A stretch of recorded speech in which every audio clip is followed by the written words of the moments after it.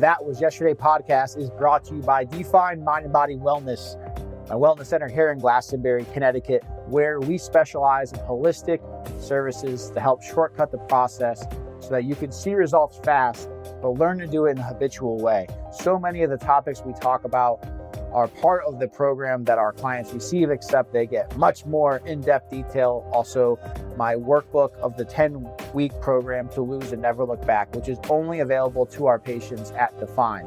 If you are interested in holistic body fat spot reduction, or our pod to increase your metabolism, or our cold plunge, or our sauna, which is the best sauna in the world, that I promise you. I know that sounds biased, but you'll see for yourself. Please go to definewellnesscenter.com. You will be prompted to put your information in, and make sure to mention podcast when you do, as you will be eligible for a bigger discount on our introductory services because you are a listener. Appreciate you. Have a great day and enjoy today's podcast. What's up, guys, and welcome back to another episode of the That Was Yesterday podcast. I am your host, Joe Carabase.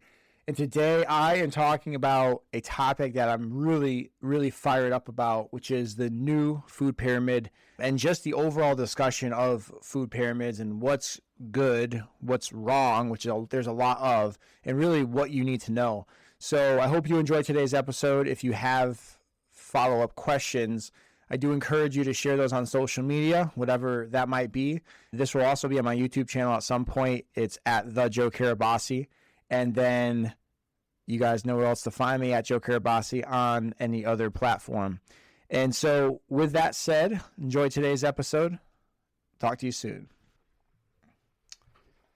Well, the food pyramids got it wrong again. I mean, look, and you did an upgrade, and you'd be in denial if you said the previous method worked, because it didn't, right? Like, the evidence is just clear as day. Obesity, morbid obesity are both at an all-time high.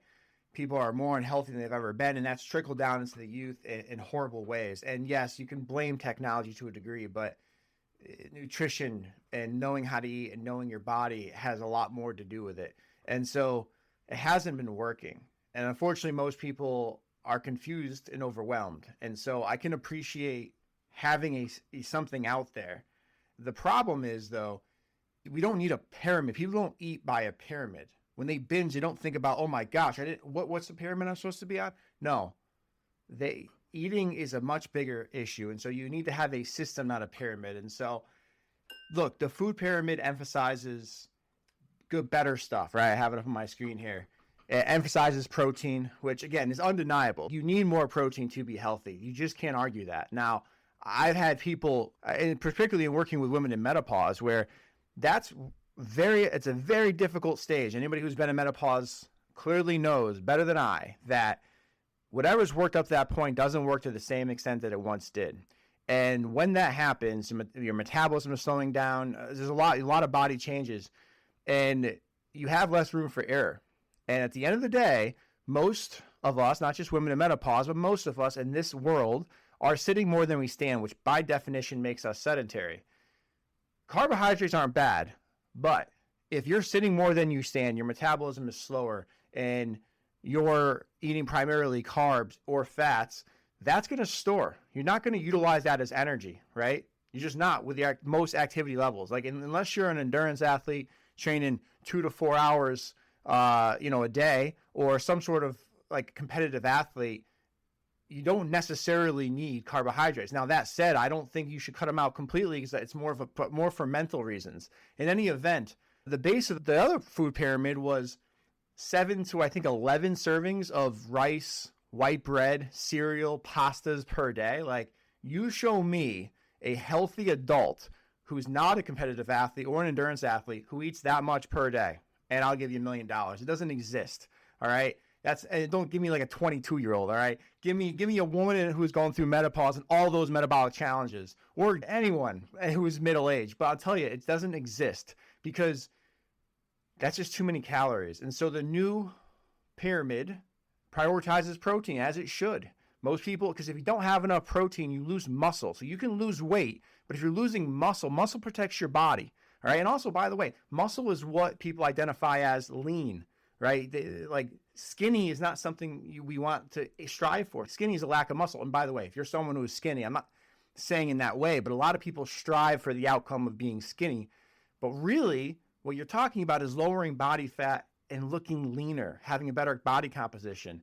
That you can't do that without enough muscle. I see this working with so many GL1P people who are taking GL1Ps, which there's nothing wrong with, by the way. It could be a tool, but that's a larger discussion I talk about in another video. But the point is, because their appetite is suppressed, they're not eating enough calories. And even those who are on GL1P who prioritize protein, it's hard to get, most people are getting anywhere, or someone who has gotten a gastric bypass or gastric sleeve.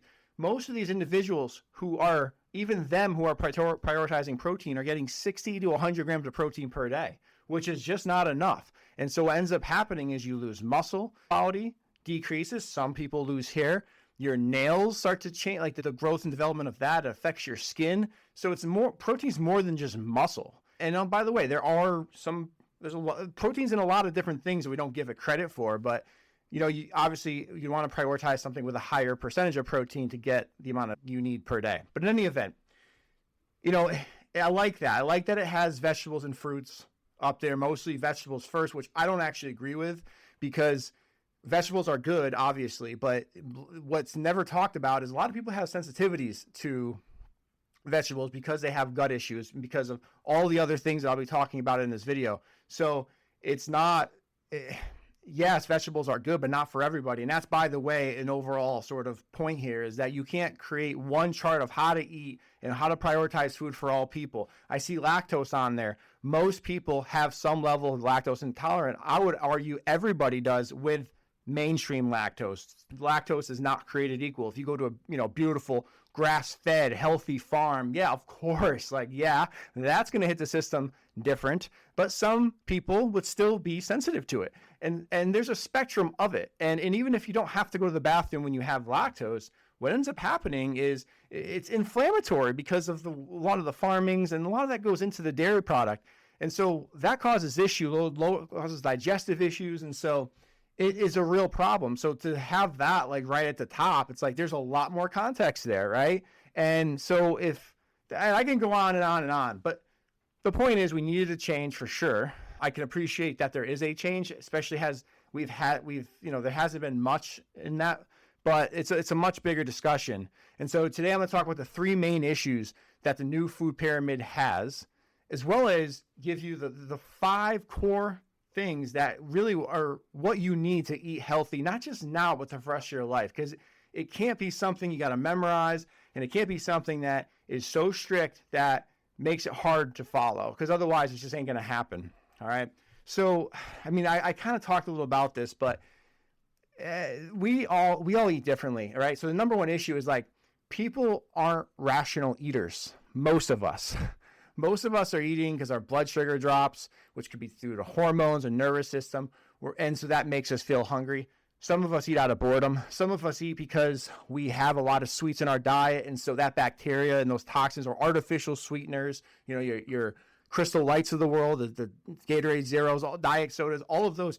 Yeah, you could argue the calorie thing, cool, but what's happening to those artificial sweeteners is most people get affected in the gut, and that creates a bacteria if it's not getting processed through your body, similarly to calories like added sugar that your body has not enough use for. And so it becomes toxic, creates acidity, creates gut issues, all of these things. But the point is that if that's happening, generally that bacteria wants to replicate, and that can oftentimes cause cravings. You ever find when you actually stop eating sweets and start eating more, nutrient-based foods, the cravings go away, right? Well, that's a reflection of what's going on in your gut. So convenience, there's so many reasons why people eat. And so, look, I said it earlier, but nobody binge eats because they forgot the food pyramid, there's a lot more going on here. The other issue is that it completely ignores hormones and nervous system.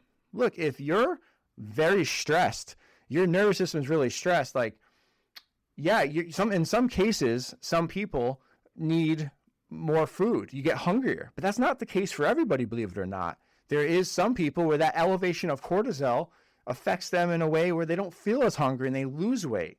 right? And oftentimes it's not the good weight, because you're going to naturally lose muscle when you're not intentional about it. It's just what happens. We all go through a process called sarcopenia, which is a natural degeneration of muscle tissue over time. That affects all of us, and it affects us worse as we age. And unfortunately, sorry ladies, but it seems women seem to be more sensitive to it, right?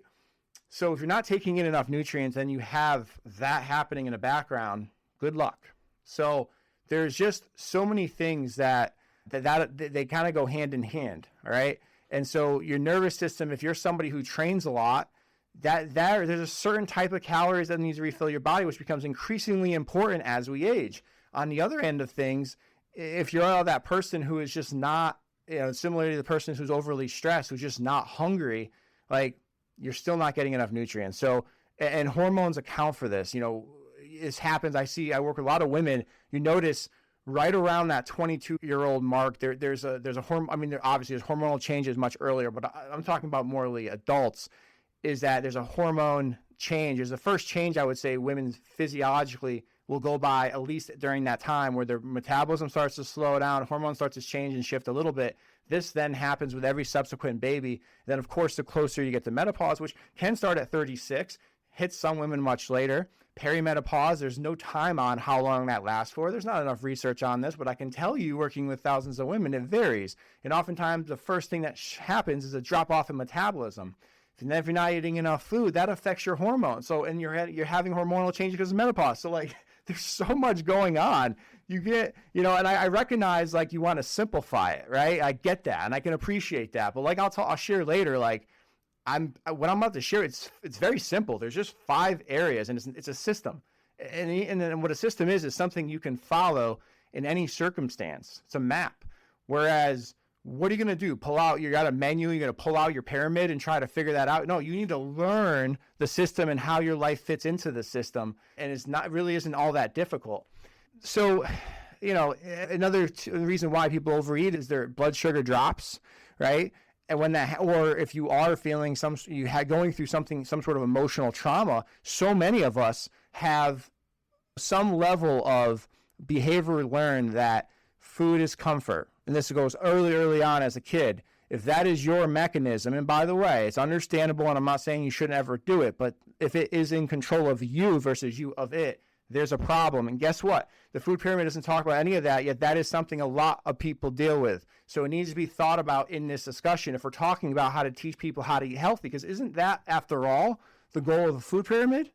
And to eat healthy requires a lot bigger of a conversation than exactly what you're putting into your mouth, and understanding, which is really the third main issue, that we are all different. We have people who are more energetic because they have faster metabolisms naturally. Now, you can adjust metabolism, but we have people who naturally will move more. We have people who naturally move less, and we have everybody in between. And so to say that this is one thing and we're all going to follow is just absurd. And so let's get into, like, what it is that, you need. That's not a one-size approach. It's a system. But you want to think of the pyramid as like 4 different segments, and each segment is equally important, right? And so I'll list them off quickly, and then I'll go into details to why each of them are. But your recovery, which is your nervous system, but also your mind and body. This directly affects your appetite and nutrition. And by the way, if you're not getting in the right type of nutrition, you will not recover as much, and that will perpetuate the nervous system issues. This is why this conversation is so much bigger. The mental fitness, mind and body, what you feel, what you think, this stuff is very important. A lot of people aren't eating because they're like, oh, I got to hit my basal metabolic rate or else my energy is going to drop and I'm going to store fat. No, they don't think like that. They're like, I'm hungry. What's something that's going to make me feel good, right? Why do they want to feel good, right? A lot of that is because they don't feel, right now they're not happy in their own skin. They're going through a lot of stress. They have a negative image of self.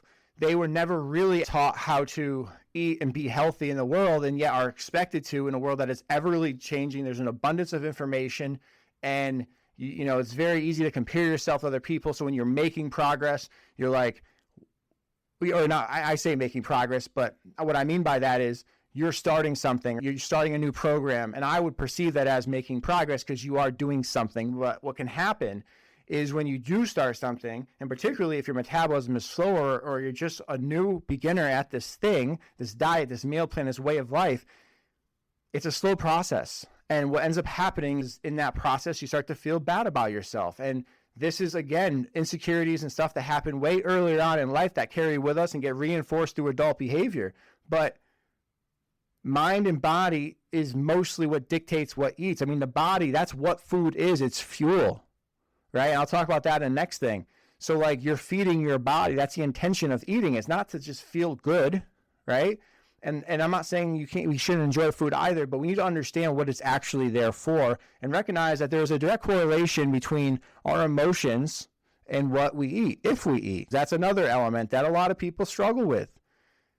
And, I mentioned this quickly earlier, but fuel, like what it is that you're actually eating and you're actually drinking. There's no discussion of artificial sweeteners. There has to be a discussion of lactose in this conversation, gluten while we're at it. And not to mention all the other stuff that's getting added to our foods. Now, I recognize people are on budgets. I hear that, but it's not all or nothing, right? So we incentivize like high sugar stuff. There's other types of foods that can be replaced than high sugar, low carb things. And certainly, like if we actually care about helping those in need, there should be more of an understanding of like what they actually need. And all of these things are important. If you're somebody who is in a low place right now, guess what? The mind and body nervous system probably needs some help, right? Your mental fitness probably needs some attention. You have to eat. But all these things. So if we're really trying to help people in need, why don't we actually bring this into a broader conversation? None of this stuff's talked about at school. Not one thing on my list, and certainly very little talk about proper nutrition in school, which again, at the very base, should just be understanding that it's for fuel, it's not for just enjoyment, and that it can be abused, and that our emotions and our bodies affect it and how it affects it. If we can at least understand that, we'll be in a much healthier space, but we're not. So don't tell me it's just about food or health teaching people, because the actions don't match your behaviors. And I'm not singling out any administration, all of them, and progressively worse if you look at the last 30 something years. So we have done a bad job as leadership taking care of our people, and people need understanding and be treated like adults, not children with some stupid graphic like here's how to eat. Like it's that easy. It's not, because what happens again is like people who have already had struggle say, like, oh, it's a food pyramid, like they're saying it's good, they're saying it's bad, like I don't know, what does that mean? I have milk and I can't lose weight. And guess what they do? They're not like, oh, guys, like I need to dig into the research because it's affecting their emotion. So you know what they do? They internalize it. And they start to feel like that's who they are. They're somebody who can't lose. They feel bad about themselves. And yet it was never their fault to begin with, because they don't understand, because they were never taught the effect that some of these types of foods can have on your body. Jiminy Christmas, it fires me up. Number 4 is physical fitness. I know I've talked about this a little bit, but physical fitness is mobility. That's joint health. Do you know how many people are getting knee replacements that they don't need, and shoulder reconstructions and knee reconstructions? Like I have had 3 of them, and I'm not saying you shouldn't get them. Trust me. I'm just saying there needs to be a discussion around like, what could I do to prevent this? Is it actually possible? I can tell you, having been through 3 top orthopedics in Connecticut, UConn Medical, Olympics, you name it, I was misguided significantly as to what I needed at that time and then what my future was going to look like. And that led me down a whole rabbit hole, which allowed me to help so many other people. And so more and more and more, I hear more people who've gotten, sometimes you need a knee or hip replacement. I'm not against that. But even when you do, there needs to be a discussion of physical movement, all right? And we're going off on a tangent now, but joint health is affected by nutrition. If you're not hydrated, your joints are going to be crap. I can promise you that. Now, I'm not going to say hydration solves arthritis. No, it's not black and white. It's very gray, but it's on a spectrum like everything else. When you're putting good food in your body, you're giving your body what it needs to operate and function optimally, which a part of that is healing. So if you have injuries, it helps. Movement should be obvious, but we were born to move. We need to move. And that is actually why we eat, to fuel our movement. That's like 1 + 1 = 2 type of thing, right? And I don't say that to like from a perspective of like, you should know that, you should think about that. I'm saying it from like, this is what gets me so frustrated with leadership. Like, this stuff isn't rocket science. There's a lot, everybody has different needs, but ultimately there are general things that you can't argue as humans, we need to know about, right? So why can't it just be a part of our life? I don't know, but it's not. And so anyway, movement obviously does that, and so does tissue health, right? Tissue health, something is not talked about enough, but going back to the people getting surgeries they don't need, there are so many times people are in excruciating low back pain because their hip tissues around their psoas and their hip are jacked up. Their piriformis is super tight. They have tight hamstrings. They can't even touch their toes. They can't lift their knee up, or they can't lift their ankle over their knee. And they're going to need a cortisone shot? Really? No. That tissue needs to be moved. It needs to be worked through regularly, constantly, and I can guarantee you will feel better. Now, maybe there are situations people have disc issues. I'm not suggesting tissue health is going to substitute a disc, and maybe it will in some cases. That's a discussion there, though. Either way, the point is that nutrition affects your tissues. And so if we're not factoring in all of these things, then we have a real problem, all right? So look, if this resonated with you, share with somebody else who's tired of starting over, who feels overwhelmed, who just would like to know a little bit more about what's going on. Also, comment pyramid below if you want me to make a more specific video on what each of those concepts I mentioned are. And I mentioned 5 earlier. There's 4 elements, but the 5th thing, honestly, is grace. All of those things should be equal.